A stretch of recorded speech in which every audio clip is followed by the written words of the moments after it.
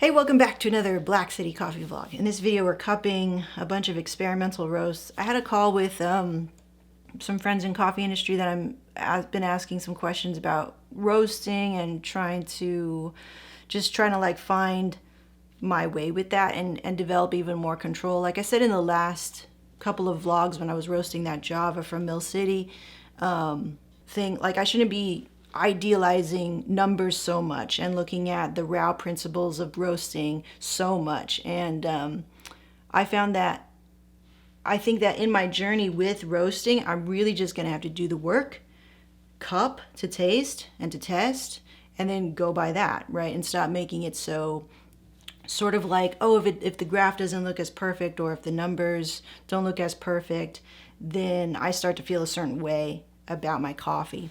So and I think that's important to talk about in the industry of coffee as roasters. There seems to be this sort of like schools of thought, right? And really at the end of the day, I think Mill City commented on one of my IG posts saying it pretty plainly and pretty simply, which is at the end of the day, it's all about the coffee.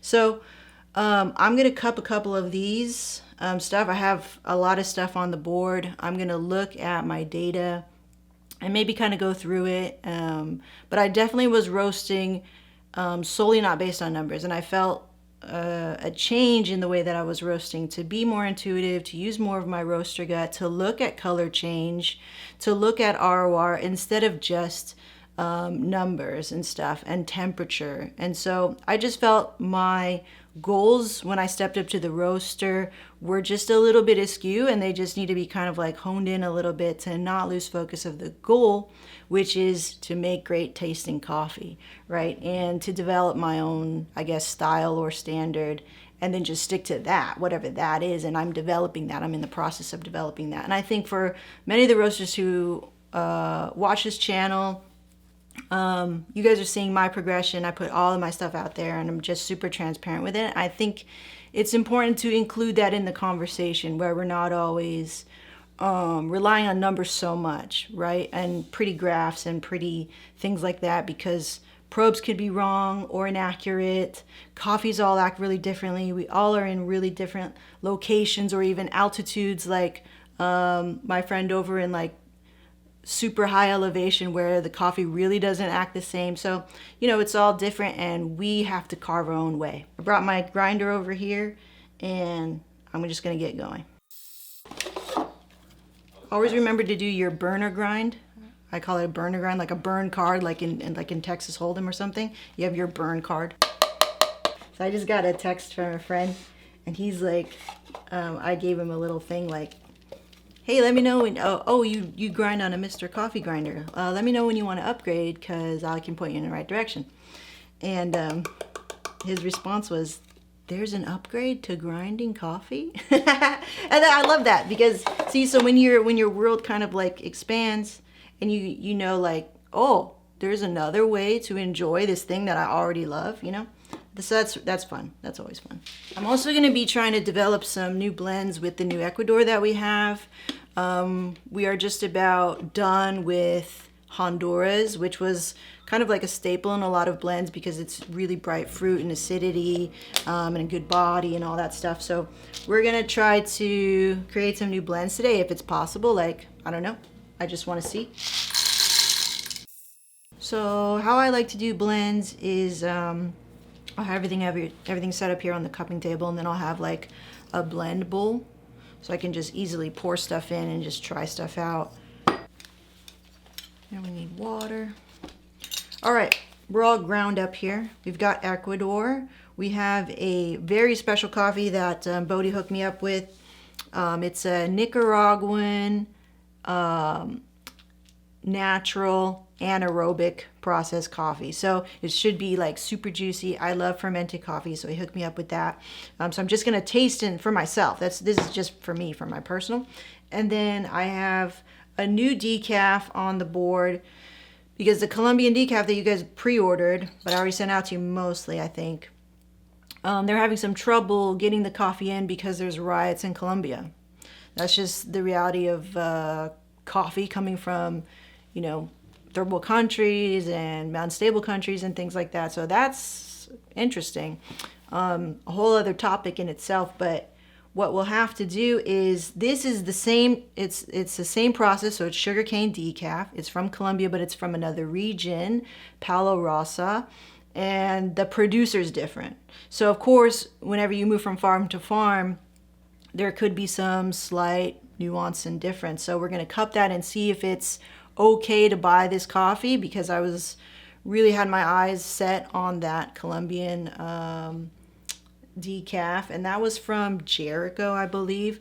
And then there's another one that I maybe am thinking about, and that sample's coming in, so I'll have to cup that and see what's up with that as well. And then I've got Brazil here just because I want to do some Ecuador Brazilian blend and see if that, I don't know, let's see.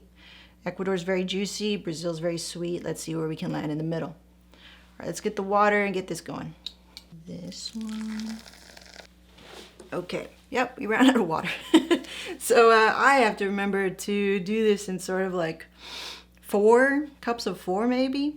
Another thing, I don't freak out about it. It's like I'm doing this at home. It's for my own profiling, and you know, if you guys are doing this at home, you don't have to do things exact. You know, it's like you're not like, you know, at a job or something. I mean, it could be your job, but I don't freak out about it, because it's really the point is to profiling and get the cupping notes and the cupping quality and see what the potential is of this roast, right? Typically when we're roasting samples or we're cupping stuff, we're trying to check stuff. We're trying to validate stuff. We're trying to validate what we did in our data and in the roaster, at the roaster. So we're really trying to find those things. We shouldn't get too hung up on, I guess, a like SEAA protocol, which it's a great place to start from, and of course that's the standard. But if we stray from it, like we stray from it, and I think these are the times we stray from it. I'm just trying to be honest with you on this vlog. It's like, this is what happened, and so I'll have to just, you know, log that away in my brain when I cup and things like that. We'll have a different brew time for each of these. Just mentally log it away, or I could write it down and be like, cupping standards weren't perfect.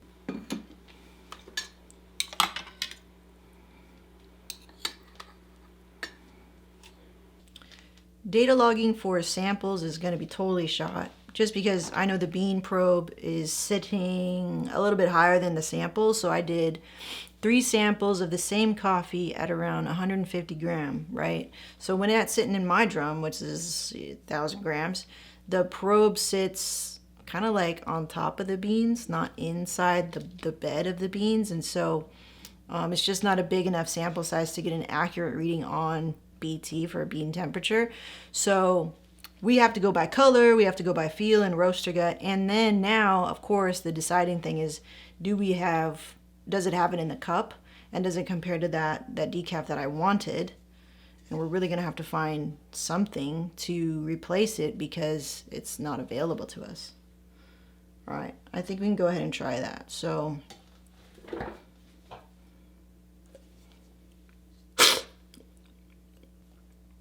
wow. What the hell? Okay. Either I roasted it better or I'm a better roaster than I was when I roasted the first one, but I think it's very good. It's very tasty. I did one here at second crack. It is roastier, but there's still some brightness coming through, and I think that's awesome. Very comparable. So that's comforting. Oh. I mean, that's just off the bat. I'm going to keep cupping it. I'm going to keep tasting it, of course, but I'm not mad at it. And I think initial thoughts are, I'm not screwed. I still have a great tasting decaf. You know, that was kind of like my fear when he told me that it wasn't available to me because of the riots and stuff. I said, well, you know, I was really kind of banking on that. I have to change my label, of course, but it's a really small price to pay. Even the dark roast, even the one that went second crack, and I didn't mean to take it to second crack, but I was kind of playing with heat application and shorter soak times and things like that. So the brightness is really nice, but the body is nice and coating, which is what I liked from that other Colombian Jericho decaf. Both of these sugarcane process, which means it's a solvent that's being used to make it into a decaf. They use ethyl acetate to sort of like attract the caffeine molecule and then wash it after that, so you don't taste any solvent or chemical-y stuff. But when you do smell this green, really similar of the decaf green, really similar in color too. I could tell one was kind of darker, I like a smidge darker, but that smell I think is that ethyl acetate smell, because you don't get that from Swiss water decaf, Swiss water processed decaf, which is purely just using water. And only just water, like water from, I don't know, where do they do that? In British Columbia, yeah. All right, cool. So it's a yes for me on this decaf.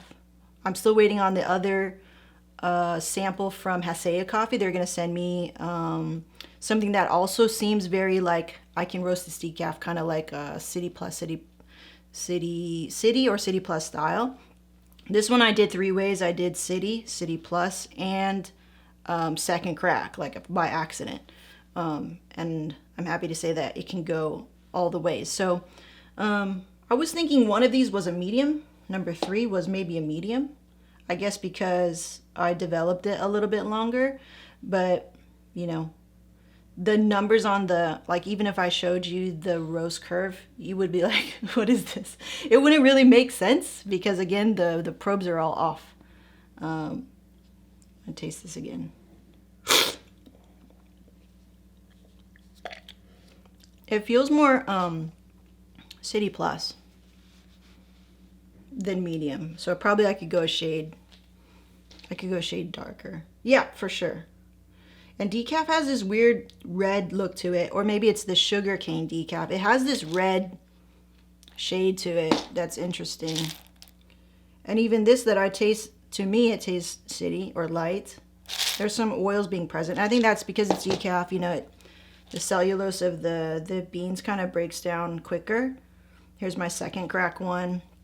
Is now cup this exciting one, this dry anaerobic processed Nicaragua from Limoncello.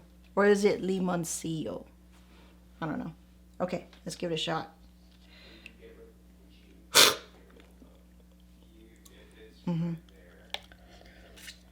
Yup.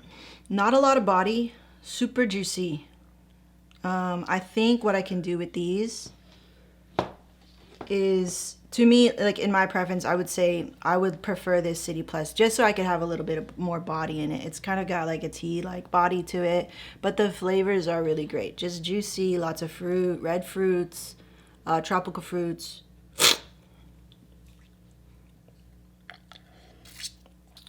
It could just be my roasting too, like I didn't have a long enough middle phase, but again, these are sample roasts.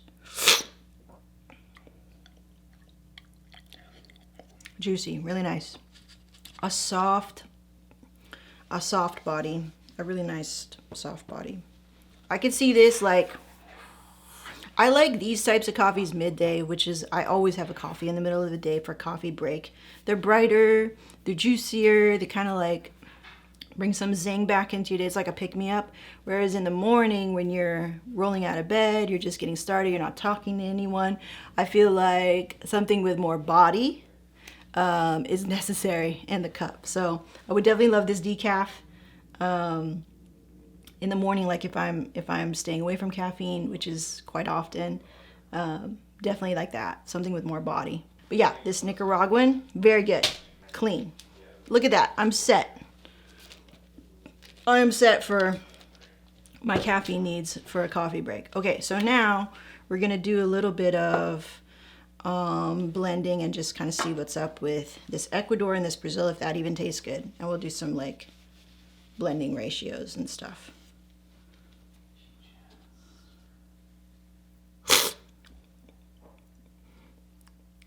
Whoa. That was so weird. Okay. Caramel apple. Caramel apple for this Ecuador. And this one has been sitting in my cupboard, so it's had time to really off gas and rest. That's another thing too. When you have super fresh coffees, like I roasted these all yesterday, they're gonna be sharper in flavor. Sharper meaning like more zing, more kind of like the flavors are jagged, I guess, and not kind of mellowed out. It's really hard to, I think, verbalize, but if you're here with me, you would see that this is kind of like sweet, but still juicy and soft, and the flavors aren't like spiking at you. And I find that true. I've always heard it, you know, from other roasters, and I was like, what the hell are you talking about? But when I'm actually doing it and I'm seeing like the difference between cupping something that's a couple days old, like this one was what? On the 25th. So that's 6 days ago. Yeah. So, and they say like a coffee needs to rest, or it's going to be at its best typically at 6 days to 14 days. So within that range. So not super duper fresh right out of the roaster. Some coffees can be, I think. Like we don't want to put rules in concrete all the time. But that's generally the consensus. So this coffee's had time to rest a good amount of time, and now we're cupping it. And I don't typically do that, just because I'm moving through so much, I guess.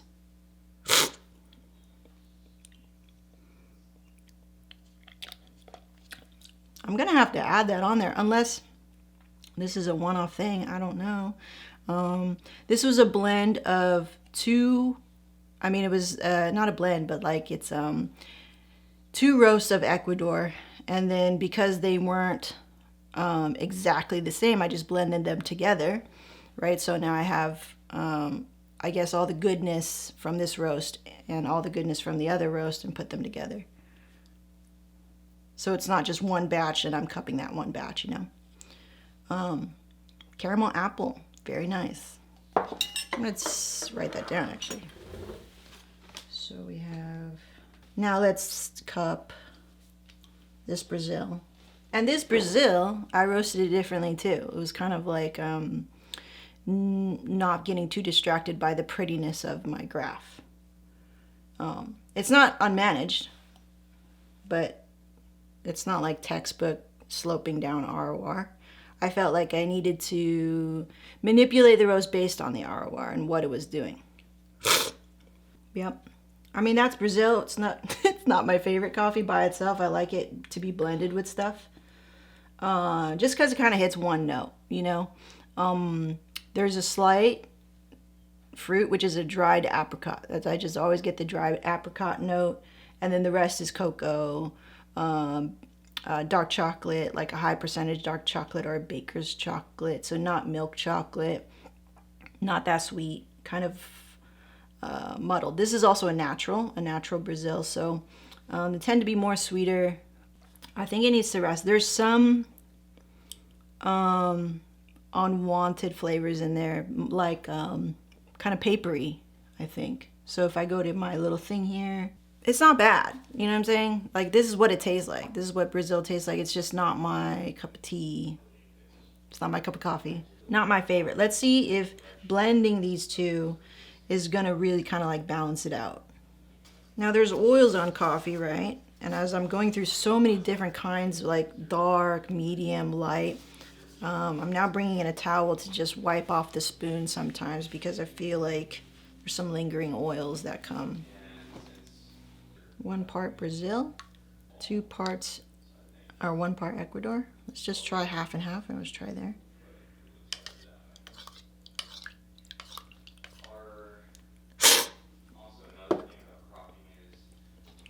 Mm-hmm. Considerably better.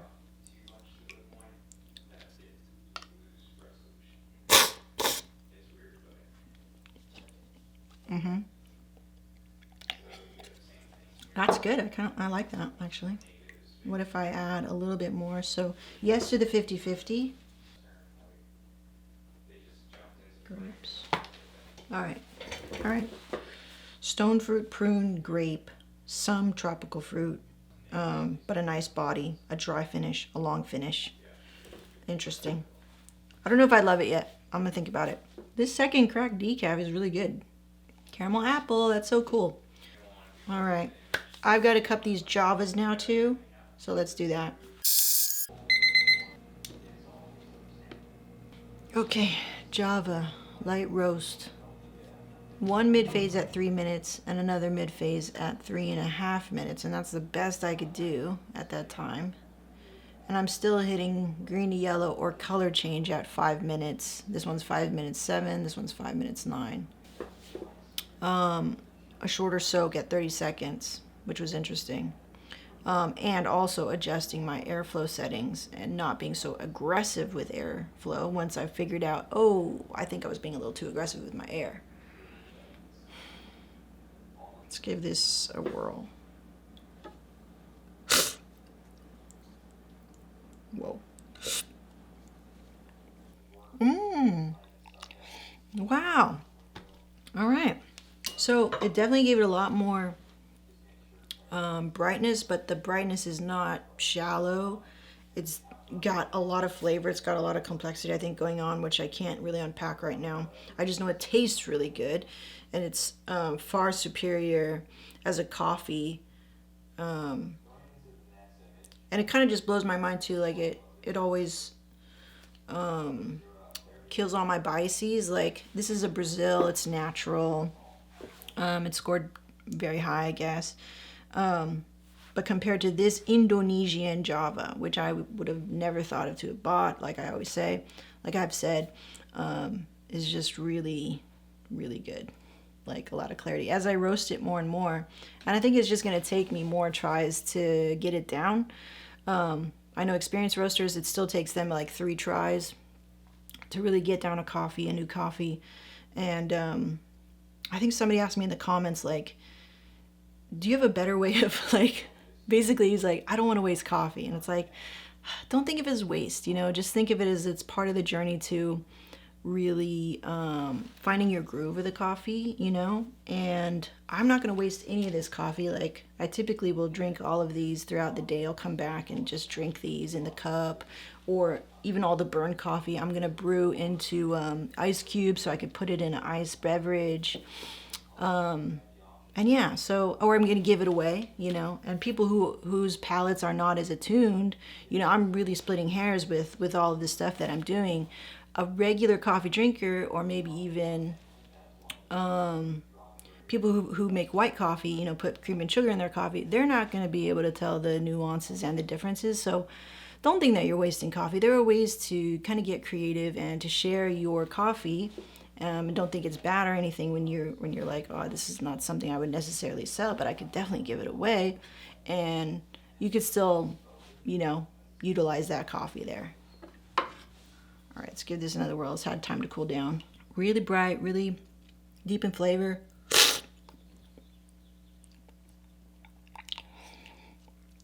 I think it's way better than what I did before, but I don't have it right here in front of me, so it's really hard. I'm really comparing it to these coffees. The decaf is very good. The Nicaraguan, I think I can maybe slow it down a little bit and get a little bit, a little bit more body in there. Maybe develop it a little bit longer. I don't know. I'd really have to pull like a full charge of this Nicaraguan to really get a good idea. It's still good. It's just it's softer for me, right? But this Java is really tasting nice, and this is awesome because I won't I won't give it away, these ones, because I feel like I did a really good job, and I'm happy to drink this. But I think what's even more important is it's turned me on to a coffee again, like I wouldn't think of. I wouldn't even looked at it in terms of buying. And now when I go to buy coffee, I'm now going to consider this type of coffee now because of this whole experience, and that it's not weird to roast. And I think a big reason in the clarity is because of it's the wash process, not wet hold. That's very good. And I figured it out, right? We learned something where it's kind of like a poorly sorted by size. There's some really big ones, really small ones, bringing down the charge temperature, and kind of going a little bit slower, or just being less aggressive with it really worked out, I think. Now, which the winner in between? I don't know if I could tell. That 30-second longer mid-phase. They're both finished earlier than 2 minutes. This is number 2, this is number 1, right? The first one with the shorter mid-phase is brighter, it's sharper. The body's really nice. The finish is long. Second one, a little softer in its brightness, but still quite bright, but softer in comparison. So the longer time in mid-phase for this second roast seemed to kind of like even it out. You know, if we're looking at this guy's flavor profile on a spectrum, there seems to be some jumps and some spikes on the first one and a little bit more mellowed out on the second one. I like them both. I'm not... Okay. Yeah, the difference is this one's sharper, tartar, with the shorter mid-phase, longer mid-phase, more balanced, more pleasing to the palate.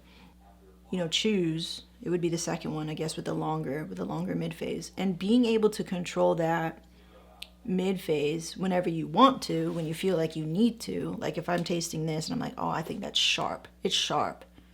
It's a little too tart for me. There's something that jumps out at me where it's not balanced. It doesn't feel balanced on my palate. I need to extend the middle phase. That's what I would say as a roaster, and I'm trying to critique my work, you know. Interesting. Okay, there's this Java number 2 that I like. 350 charge. Fahrenheit. 30-second soak. This is a full batch. 1,000 grams. I don't come up to full power after my soak. I come to 2 kPa, which is like, I want to say 75% power, okay? And then my turning point was at 149. Color change or yellow or dry end. Have your pick. 507. First crack's at 830.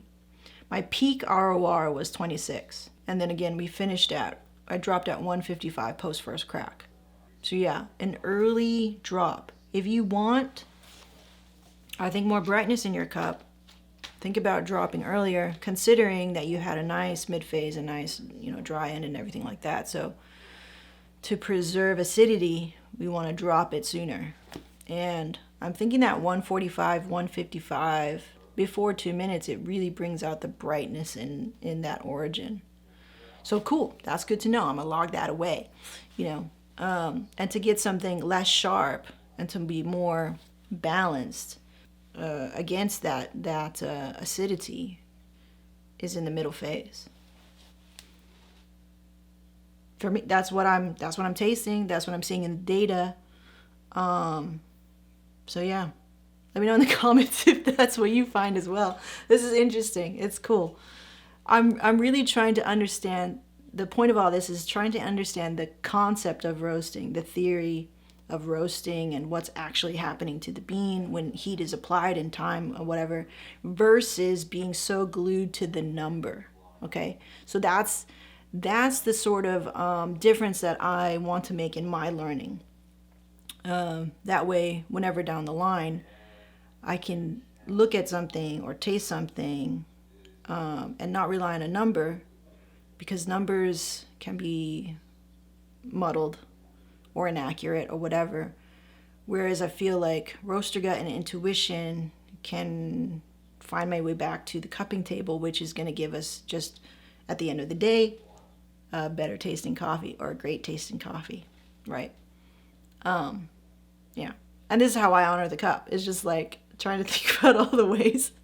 And I've never done this in my life before, ever, with anything. So I feel like it's cool, it's fun. It's like, oh, we're trying to unsolve the mystery of this. And really I'm dealing with very inaccurate tools myself. The machine, not very inaccurate, but not 100% accurate tools. Okay. Anyway, that was nice and long, so I hope you enjoyed that, and we will see you next time. Like this video if you did, subscribe to this channel for more content like this. See ya. Bye.